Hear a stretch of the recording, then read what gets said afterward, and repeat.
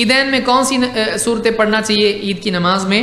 دونوں عیدوں میں نعمان ابن بشیر کہتے ہیں کان رسول اللہ صلی اللہ علیہ وسلم یقرأ فی العیدین وفی الجمعۃ بسبح اسم ربک الاعلی وهل اتاک حدیث الغاشیہ۔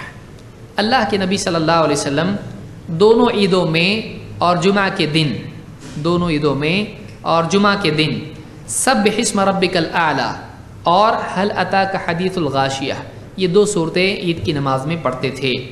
کہتے ہیں وَإِذَا اجْتَمَعَ الْعِيدُ وَالْجُمْعَةُ فِي يَوْمٍ وَاحِدٍ، اور اگر کبھی ایسا ہوتا کہ ایک ہی دن میں عید کی نماز اور جمعہ بھی ہوتا ہے، جمعہ کے دن اگر عید آتی تو کہتے ہیں يَقْرَأُ بِهِمَا أَيْضًا فِي الصَّلَاتَيْن، تو دونوں نمازوں میں یہی صورتیں پڑھتے ہیں۔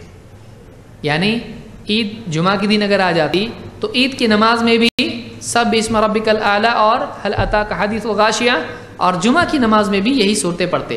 اس سے معلوم ہوا کہ یہ سنت ہے، یہ سنت ہے جس پر عمل کرنا چاہیے، لیکن عام طور سے لوگ اس کو جانتے نہیں ہیں۔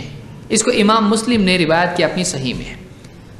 اسی طرح سے عبید اللہ ابن عبداللہ کہتے ہیں ان عمر بن الخطاب سأل ابا واقد اللیثی، عمر ابن خطاب نے ابو واقد اللیثی سے پوچھا ما کان یقرأ به رسول اللہ صلی اللہ علیہ وسلم فی الاضحی والفطر، اللہ کے رسول صلی اللہ علیہ وسلم عید الاضحیٰ میں اور عید الفطر میں کیا قرأت کرتے تھے؟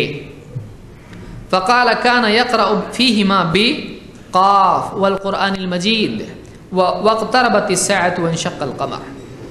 آپ صلی اللہ علیہ وسلم ان عید کی نمازوں میں اور دو صورتیں ہیں، سورہ قاف اور سورہ القمر، یہ دو صورتیں بھی پڑھا کرتے تھے۔